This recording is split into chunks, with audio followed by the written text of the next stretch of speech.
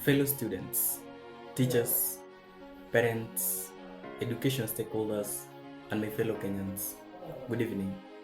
My name is Thomas Lewis, the Chief Captain of Sorry Boys National School and the founding chairman of Kenya Student Education and Welfare Forum. Today, I stand before you not as a politician, not as a government official, and not as an opponent to any institution. I stand before you as a student, as a representative of thousands of young people whose lives are shaped every day by the state of education in our country. Education is the foundation upon which every nation builds its future. It is the bridge between poverty and opportunity, between dependence and self-reliance, between dreams and achievement.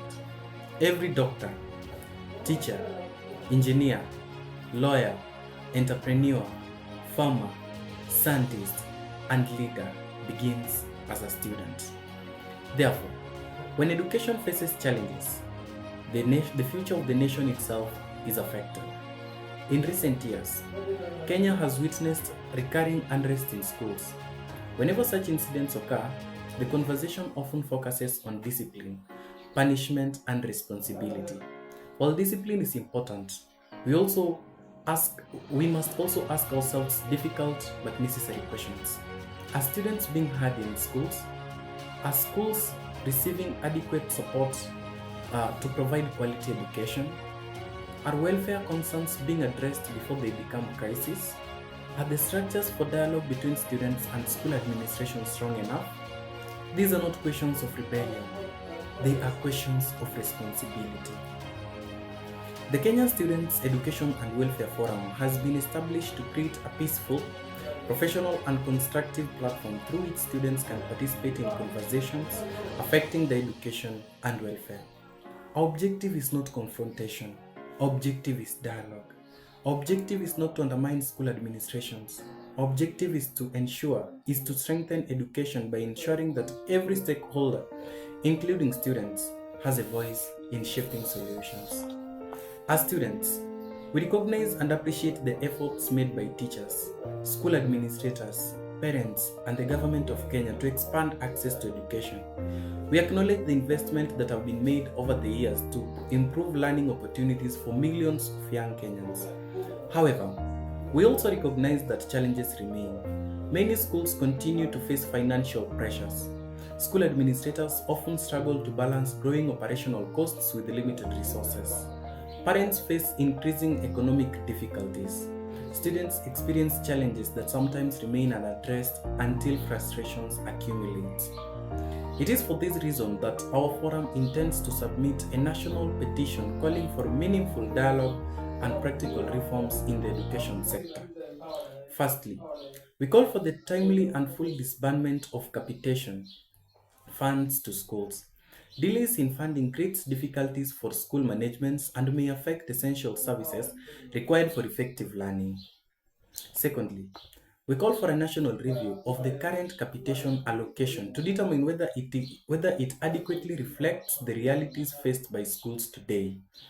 The cost of food, utilities, learning materials, maintenance, and other necessities continues to rise.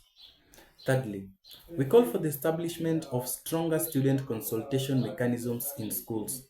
Students should have safe, structured, and lawful channels through which concerns can be raised and addressed before they escalate into conflict.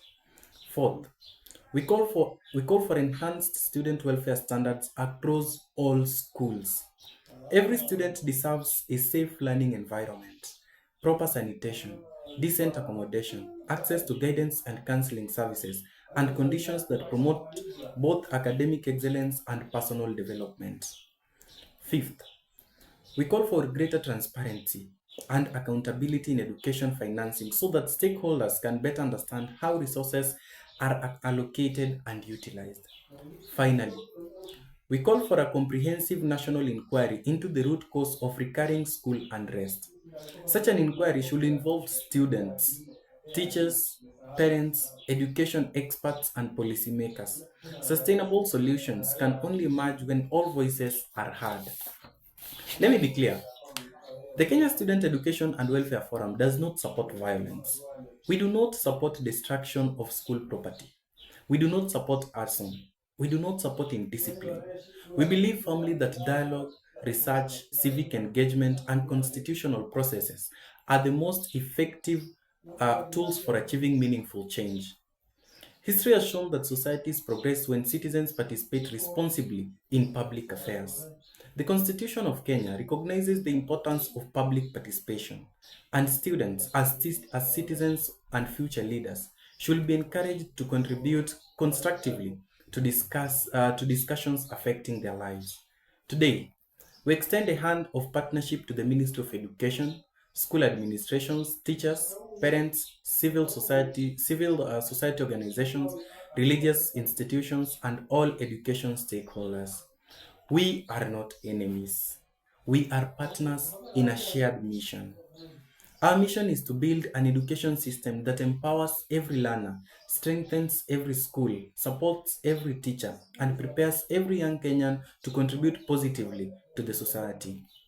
To my fellow students across the country, I encourage you to choose leadership over distraction, dialogue over violence, and solutions over division.